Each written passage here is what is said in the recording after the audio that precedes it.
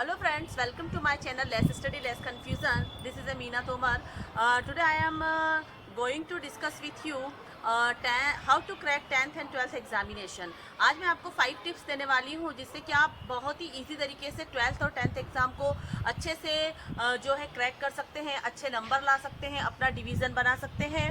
तो आज हम बात करने वाले हैं उन 5 टिप्स के बारे में जिसको आप अप्लाई करके अपने 10th और 12th के रिजल्ट को आप सुधार सकते हैं। इस वीडियो के अंत तक आप बने रहिएगा और कहीं ना कहीं मेरी ये जानकारी आपके लिए बहुत हेल्पफुल होने वाली है, और अगर हेल्पफुल हो तो चैनल को सब्सक्राइब जरूर से करें।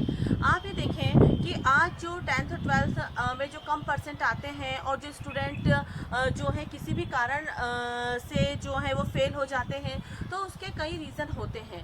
लेकिन 10th और 12th एग्ज़ाम कोई हमारे लिए हवा नहीं है, कोई ऐसा नहीं है कि आप उसको क्रैक नहीं कर सकते हैं। अगर आप एवरेज स्टूडेंट हैं, अगर आप डल स्टूडेंट हैं, तो उसमें आपको निराश होने की ज़रूरत नहीं है।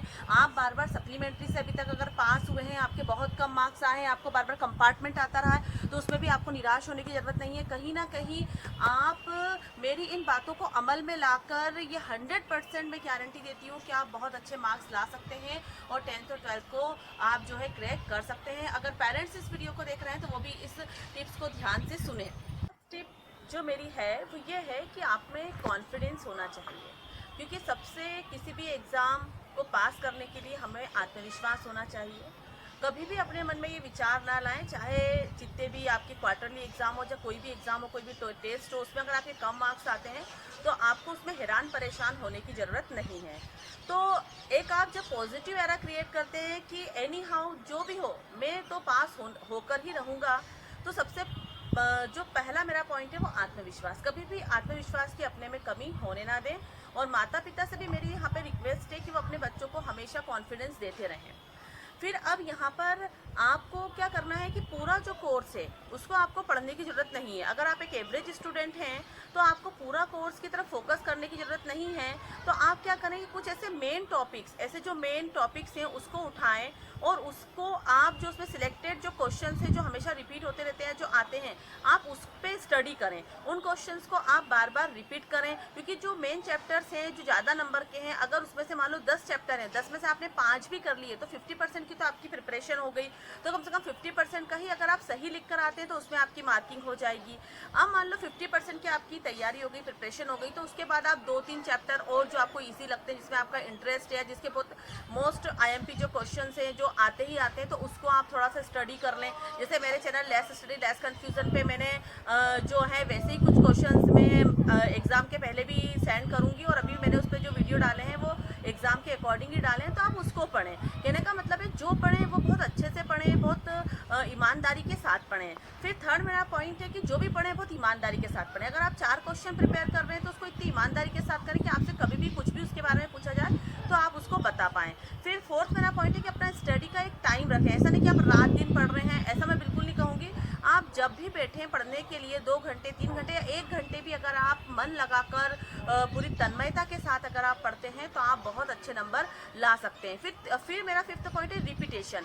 अगर आप रिपीटेशन करते हैं, ऐसा नहीं कि आज हमने ये मैथ्स का चैप्टर कर लिया है तो हमारा बहुत अच्छा हमको आ गया है, अब इसको देखने की ज़रूरत नहीं है, या साइंस में मेरा ये चैप्टर हो गया है तो मुझे इसको देखने की ज़रूरत नहीं है। तो आप उसको रिपीट करें। जब भी आप बैठे हों या टीवी देख रहे हो या अपने फ्रेंड से बात कर रहे हो, तो वहाँ पे आप 2-3 क्वेश्चन के, भाई मैंने ये क्वेश्चन प्रिपेयर किया था, नेफ्रॉन्स क्या है, कहाँ प्रेजेंट होता है, तो ऐसे आप कुछ क्वेश्चंस करें जिससे कि आपकी तैयारी, आप चलते फिरते आते जाते भी कम से कम आप अपनी तैयारी कर सकते हैं।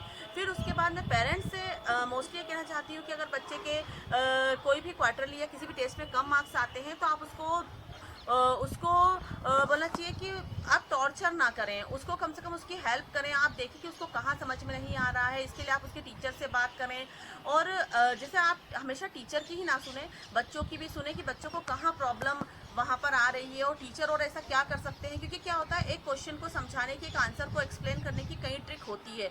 तो कहीं जो बोलना चाहिए कि इंटेलिजेंट जो स्टूडेंट होते हैं वो कठिन से कठिन लैंग्वेज को भी अपने उसमें कर कर लिख देते हैं, लेकिन जो डल स्टूडेंट होते हैं, जो एवरेज स्टूडेंट होते हैं, उनको कहीं ना कहीं एक ईजी फॉर्म चाहिए होता है लैंग्वेज का, और ईजी तरीके से अगर हम उनको एक्सप्लेन कर देते हैं अपने ऑन वर्ड्स में, अगर बच्चे उसको लिख लेते हैं तो वो कहीं ना कहीं उनके लिए बहुत हेल्प हो जाती है। और कम से कम अगर वो 0 मार्क्स लाने से तो वो बच ही जाते हैं। मान लो फुल मार्किंग नहीं हुई तो वहाँ कम से कम मान के चलो कि हाफ मार्किंग हो गई या उससे कुछ उसको ज़्यादा मार्क्स मिल गए, तो ये कहीं ना कहीं उसकी बहुत अधिक हेल्प करते हैं। कभी कभी ऐसा होता है कि पूरा क्वेश्चन हमसे नहीं बन पा रहा है, हमको डायग्राम अच्छे से आ गया है, उसका हमें फ्लो चार्ट हमको अच्छे से आ गया है, तो हम कम से कम उसको बना दें या उसको हम लिख दें, तो इससे भी आपकी मार्किंग कहीं ना कहीं हो जाती है।